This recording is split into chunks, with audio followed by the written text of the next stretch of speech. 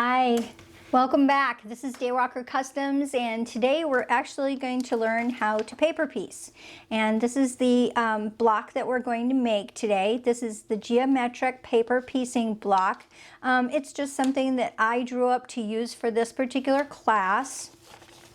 And this pattern is free in my resource library, which you'll see a link to at the end of this video. And so what we're going to do with this pattern is this is cut into two different pieces. There's an A piece and a B piece, and we'll assemble the A first, then we'll assemble the B, and then we'll put the two together to make this final block here. There's a lot of color combinations that you could use, but this is the one that I'm going to use in this particular video. Okay, so let's go through the different pieces of tools and things like that that we're going to use in this video. Obviously, I'm going to use a light box to do my drawing and tracing with. I utilize Carol Doak's foundation paper. This is specifically for paper piecing. It's thin and it tears away really nicely. You could also use tissue paper or some other type of paper that is thin and will tear fairly easily. I'm going to use one piece of it for the A and one piece of it for B. I have these add-a-quarters rulers. They're really something for paper piecing you really should have. I have a 6-inch and a 12-inch. I have multiple sizes of scissors. I have a 4x8 ruler to cut my blocks. I have a pencil and an eraser to trace my papers. Tweezers, which are always very handy for pulling out paper. And a rotary cutter. And then of course I've got my pad, my rotary cutting pad, and my ironing pad, and an iron for paper piecing as well. And then I also have my sewing machine over here. So with those in mind, I think we'll get started with these fabrics. Okay, so the first thing that we're going to do is we're going to trace our pattern. And I'm going to use one piece of paper for A and one piece of paper for B. It'll be easier for me. So I'm going to turn on my light box here. And you can use a ruler when you're tracing. Sometimes I like to do that because it helps me keep a straight line where I am tracing. And sometimes I just freehand it. But for the sake of this, I am going to do it a little more accurately and trace it with a ruler. So I'm tracing A first.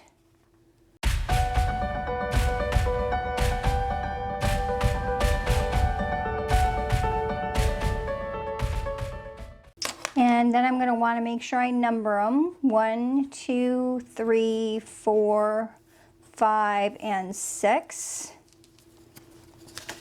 So that is my part A. And then I will do the same thing with part B.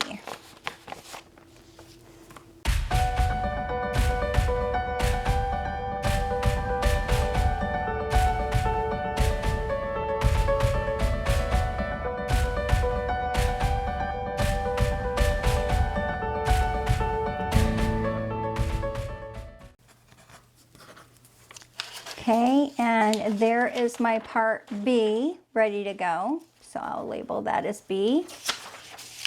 This is A. Okay. And I'm done with my light box, so I'm going to get that out of the way. Okay, so we're going to get started. First thing I want to do is trim this a little bit. I don't need this full piece of paper, so I'm going to just trim off some edges here. Make sure you leave yourself a good half to an inch, but you want to get rid of some of the excess paper we're not going to need. All right, so I'm starting with piece A, and I'm going to start with the number 1. And my first fabric choice for number 1 is this one right here. And I'm going to want to cut a piece big enough to cover number 1 and give me quite a bit of room around it. So I'm going to just kind of lay this out here, and then you kind of hold it up to the light and you can kind of see kind of the size that I want. I want a good good 1/2 inch or so around that size piece. Actually, let me lay this on the front. You can kind of see. So I'm going to cut. I'm going to cut across here and up to give myself a fairly good size piece. So I'm just going to cut across and up. And again, I just kind of wing it. Some paper piecing patterns will give you a size chart. I've always found that I've had to just kind of figure out what sizes I'm going to need, because sometimes the size charts are too big or too small. So we're going to take this paper that we have now and turn it over to the back side. And we're going to put our piece of fabric down with the right side up. So this is my right side, this is my wrong side. I know it's really hard to tell on this particular fabric, but I'm going to want to do it in such a way and then hold it up to the light to make sure I've covered my entire one piece. So I know that I've covered my one piece, and I'm going to take a pin and put that in place to hold that. So the fabric is now covering number one. Okay, so I have pinned my fabric to the back side of my paper with my right side of my fabric facing up. So it'd be the wrong side of the fabric to the wrong side of the paper. Okay, and then I'm going to lay it down so that my line between 1 and 2 is where I want to place my piece of template plastic or some type of thin, I've used card before, you know, a paper, not a paper card, cardboard card, cardstock, something that's thin. You don't want it to be thick like a ruler, but something that's fairly thin. You're going to lay that down on the line and fold your paper over. That's where the add a quarter comes in. We line that up right along that edge that we just folded over and trim. Okay, so again, basically what I did was I put my piece of template plastic or cardstock or whatever on the line, folded this over, and then trimmed 1/4 of an inch here. That's piece number one. Piece number two, now I need to cover this piece right here, piece number two. All right, so this is my fabric for piece number two. And I want to cut a piece that's going to be big enough to go over and also to sew for the fold. Okay, so I want to kind of measure it out. I want it big enough to go over, to have plenty of space to go over, but it's also turning and folding kind of on a diagonal here. So I want to make sure I'm going to end up with enough fabric when it folds. So I kind of simulate the fold on that line and give myself some extra room. And then as I'm cutting this, I'm going to want to make sure I give myself plenty of fabric to go up and cover that over. So that should be enough. Now I'm going to turn this back over, and this is my 1/4 inch line, and I'm going to put this right along here. And then I'm going to fold it over like I've seamed it, and just double check to make sure that it's going to cover. And I can look right through the paper and see that it is going to cover. So I can then take this to my sewing machine. Okay, so I'm going to sew right on this line. I've changed my stitch length to about 2.0 because I want it to be a little tighter. It's easier to tear the paper off that way. You could go even as low as 1.5, but so I'm going to go ahead and just stitch across the line between 1 and 2. Couple of stitches before and a couple of stitches after. And then I'm going to trim my threads.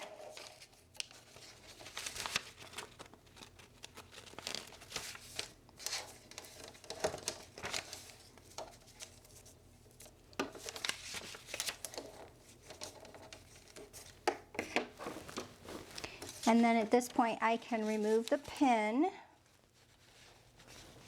You won't need that again for this once we get this going. And then on the back side, I'm going to fold this over so that now covers number 2. And this is where I'm going to use my iron to press that down.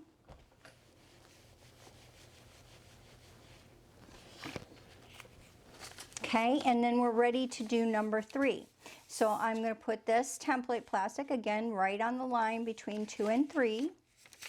Fold this over, put my add a quarter down, and trim off my excess fabric here. Okay, and then I'm going to get my piece number 3 out that I'm going to know will cover this. So for piece number 3, I'm going to use this fabric. And I'm going to want a square just about the same size as I did for number 2. So I'm just going to estimate here a little bit. Just get me a little piece here about this size. After a while, you kind of know about the size that you want to cut, especially if they're the same size over and over. All right, so then I turn it back over, right sides together for the fabric. Pulling this over, again, you can always turn this like you've sewn it, just to make sure that you've got it in the right position and that it covers number 3. And I actually have the selvage a little bit in the way, so I'm going to pull that over just a little bit more. And then I'm going to take that to the machine and I'm going to sew number 3. Between number 2 and number 3, my 3rd fabric.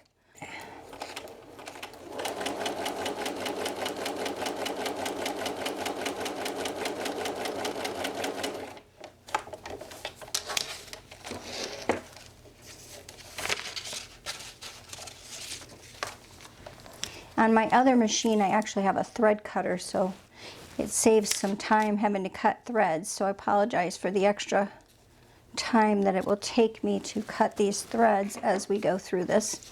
Okay, and then again, I'm going to fold this over. There's my seam. Take that and press it with my iron.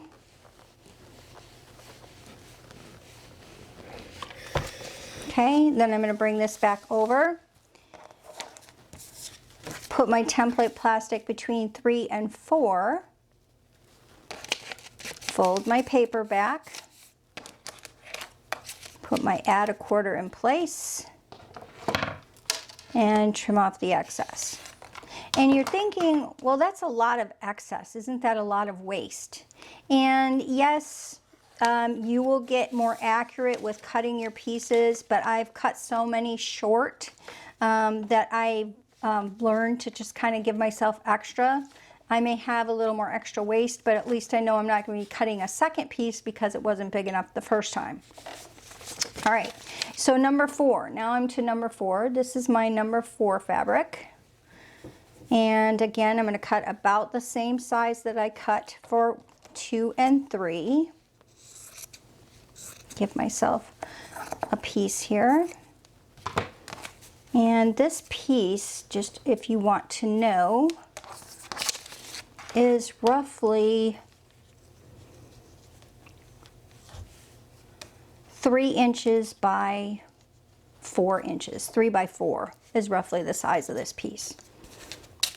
Okay, so I'm going to put this right along that line. Make sure that it's going to be in the right place when I sew it, cover everything, and it is. I want to pull that over just a tad. You'll notice that you do have to move it over a little bit more than you would think because of the way that it folds. You want to make sure it's going to cover when it folds. And then we're going to take this over here. And I'm going to sew between 3 and 4.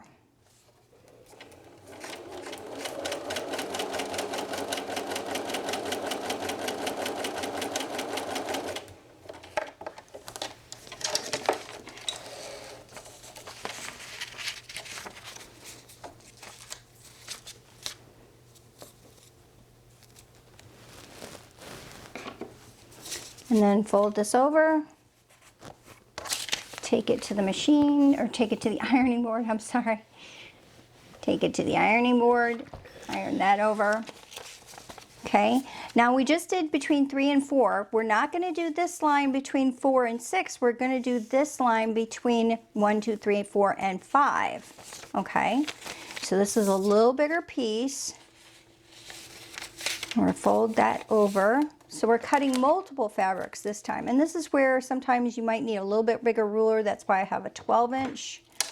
But I think I can get it with this. Just be careful on each end.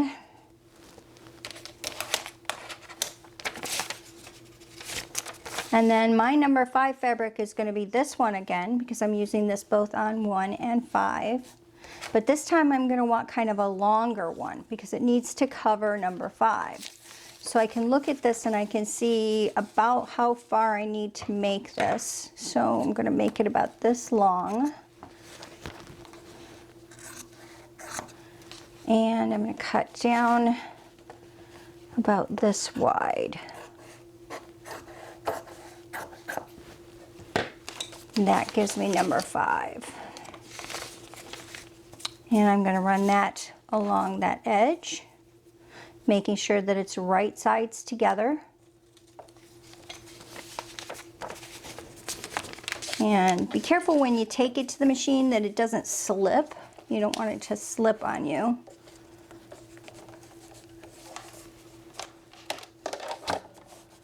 And start a couple of inches before the line starts, or a couple of stitches before the line starts.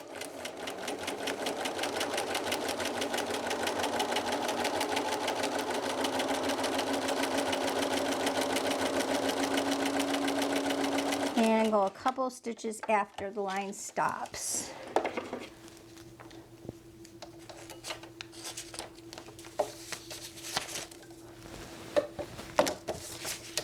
Okay, that's number 5 on.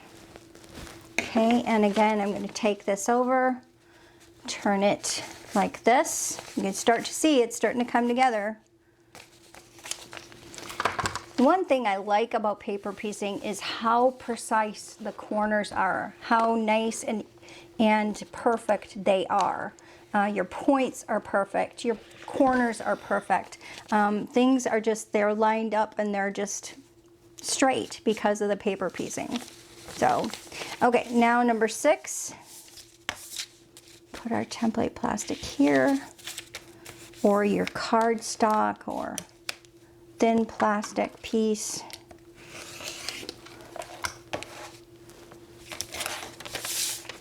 And my number 6 fabric is going to be my black, and I already have a small piece cut here. I'm just going to cut off of this. Now this is a little bit bigger, and because of the corner, I want to go this whole corner. I want to be able to cover this corner. So I'm actually going to cut this piece about this size.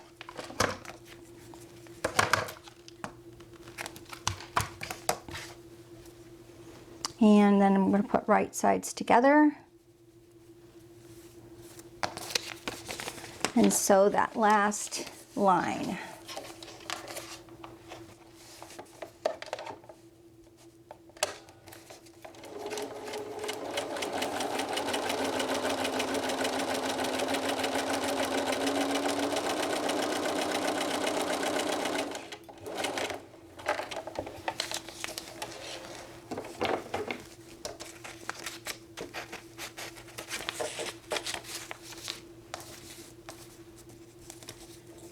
Now some people just don't trim their threads, and it can, after a while, you can get really a big mess that you have to go back and trim later. So I just recommend trimming as you go.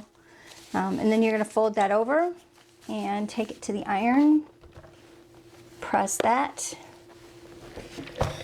Okay, now at this point right now we have done all 6 of these on piece A. And you can see I've got that together. So now we want to trim this piece. And this is where I'm going to use my 4x8 ruler. And I want to trim, add an extra 1/4 of an inch. So where my line is here, I'm going to put my ruler right on that, plus 1/4 of an inch. And then I'm going to trim that right away. And I'm going to do that on all 4 sides. So 1/4 of an inch.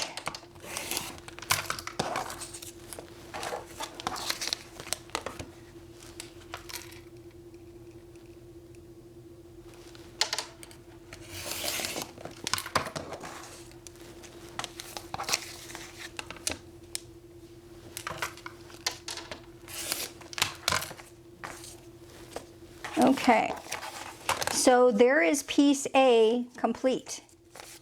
So there is the first half of the block, okay? And we're gonna repeat this process, and I'm gonna do it, but I'm gonna do it on fast forward so that you guys don't have to be bored with how I'm doing this. But we're gonna do piece B, and then if you want to, you can also fast forward me. And then we'll come back and put these two pieces together.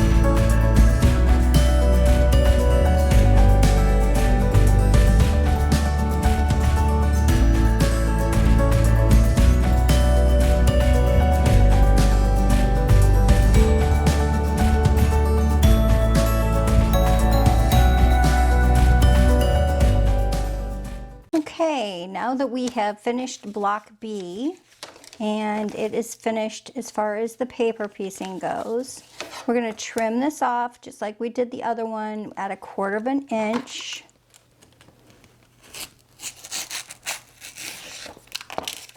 All the way around.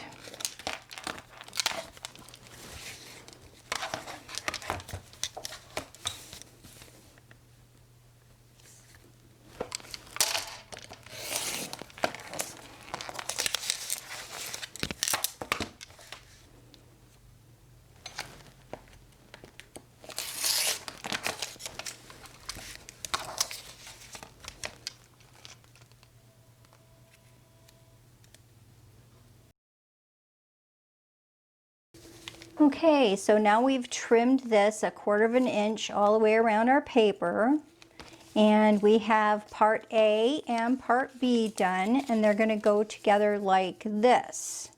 So we want to make sure that these 4 points right here are actually going to intersect correctly, and so that they will make good points. So in order to do that, we take a pin and we put it right at that intersection and poke it through. Then we go over to our other piece, and we're going to poke that pin right through the intersection as well. We want to make sure you get right on the intersection. It may take you a couple of tries, but you want to get right on that intersection where the two come together. So you can see here, I've got my pin here and my pin here. Now by making this pin straight up and down, those two pieces are now together in the right place, so that that point on this side, that point on this side are in the right place. Now I'm not going to pin it yet because I've got 3 others to do. And I want to make sure I get them all in the right place first before I actually pin it down. So I'm going to repeat that. Right at the intersection, put my pin through, go to the other side, and do that right at the intersection. Make sure it comes right through at that point. And it does help if you use a little bit longer pins too, because when you're manipulating it, they can pull out on you if you've got short ones. And I'm going to poke that through. Get that in the intersection. And the last one. Go through right there. And then on this side. Okay, so now I have them all sticking through on this side, and I have them all pinned on this side, and if I make the pins go straight up and down, that is where they intersect, where those points will intersect. So I'm going to take one at a time, holding it straight up and down, and I'm going to pinch with my finger and my thumb right where that point is, pull my pin out, and then make it go like this. Okay, again, make it go straight up and down, pinch it with my finger and my thumb, pull it out, don't move your finger and your thumb, put it down and pin it. Same with this, straight up and down to make sure that point is right where it should be. Hold it with my thumb and my finger and then pin it. And then I'm going to do that with the last one as well. So now I have it all lined up, and I'm going to sew across this entire line right here. So from this end all the way to this end, I'm going to sew.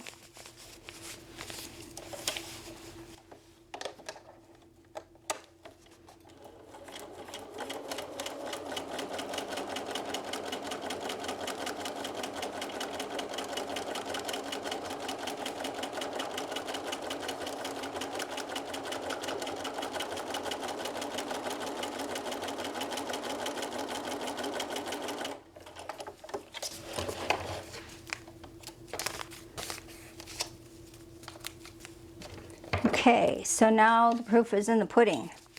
If I sewed directly on the line like I was supposed to, when I open this up, my points should be right in alignment. And this one is off just a teeny bit, which means I did not put that point exactly where it should be. But these are pretty good. This one's off a teeny bit, that one's off a little bit, but this one's good and this one's good. And I'm not going to pull it out. If you were doing something you wanted complete precision, you were going to enter a quilt in a quilt show or do something like that, you'd probably want to take out at least from here up and then repin and restitch to make those points be exact. But in this particular case, I'm not going to do that. So I'm going to iron this open. And sometimes even when you're ironing, you can get those points a little more precise. Sometimes they don't come out exactly precise, and again, that's maybe 1/8 of an inch. But it does show because it's between the white light colored and the dark colored fabric. It doesn't show as much here because the fabrics aren't as drastically different. But that's where that's at. So now that you've got your block ready, now you can pull your paper off. And that's the fun part. You need tweezers. Tweezers definitely help. And what did I do with my tweezers?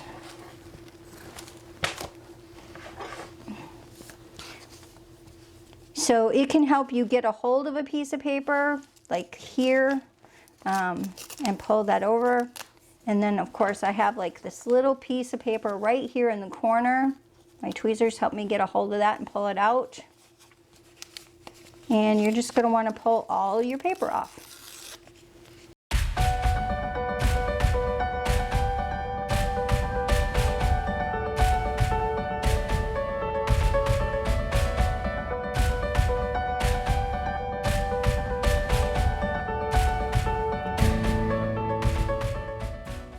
And once you have pulled all of your paper off, you're going to want to take your seam here in the middle and press this seam open with your iron, and then give your block a good press all the way across. And you've finished your first paper piecing block. And then what I could do is I could take my 2 blocks and I could put them end on end in a quilt or as a border. I could put them this way and make like a pillow or use that as a pattern. I could also go this way if I wanted a pattern like this. Or I could even put them like this and make this into a pattern within my quilt or my whatever I'm making, putting the 2 blocks together. So there's a lot of different combinations that you could put together just to use the 2 blocks and or multiple blocks and put something together. It's really up to you. But that's paper piecing. This is Daywalker Customs, and I hope that you've learned something today and that you'll join us again for more of our tutorials. And have a great day. Thanks.